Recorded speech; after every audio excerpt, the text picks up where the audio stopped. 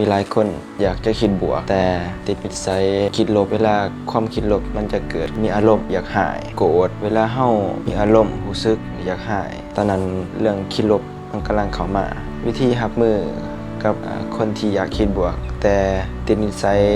คิดลบก็คือตัวเฮามันมีเรื่องเราของคำสุภาษิตอินเดียนแดงที่เราว่าปูซ้อนล้านว่ามีม้าป่า2ตัวในตัวเฮามีม้าป่าหายแล้วก็อันนึง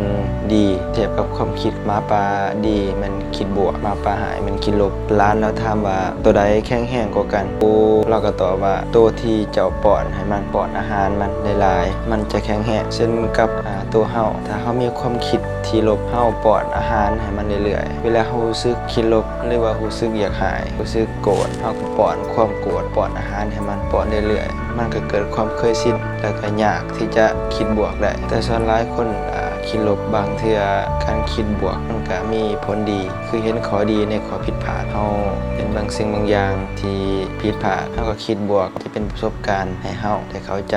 หลายขึ้นถ้ายังติดนิสัยคิดลบมี2ข้างข้างนี้ลบข้างนี้บวกถ้าเฮาป้อนอาหารให้ข้างใดข้างหนึ่งความคิดเฮาก็จะเป็นข้างนั้นถ้าเฮาป้อนอาหารให้ทั้งความคิดลบมันจะมีอิทธิพลหลายมีอิทธิพลสูงขึ้นกว่าเฮาติดนิสัยคิดลบแล้วมันจะยากถ้าเฮาป้อนเรื่อยๆมันจะสูงขึ้นกว่า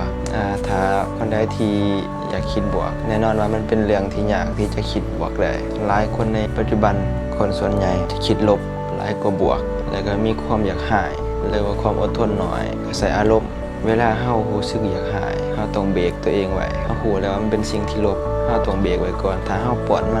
อาหารให้มันก็สามารถเกิดขึ้นได้อีกรุนแรงกว่าเก่าฉะนั้นพอเฮาลึงกับการคิดลบมาตลอดฝึกที่จะให้คำชมให้กับคนอื่นถึงแม้ว่าเฮาเห็นข้อลบของเขาแต่เฮาให้คำชมเขามันก็จะดันบวกให้เขามีกำลังใจดีขึ้นเนาะหวังว่าแนวคิดนี้อาจจะเป็นประโยชน์กับทุกคนที่มีแนวคิดดีๆให้กับตัวเองและคนรอบข้างได้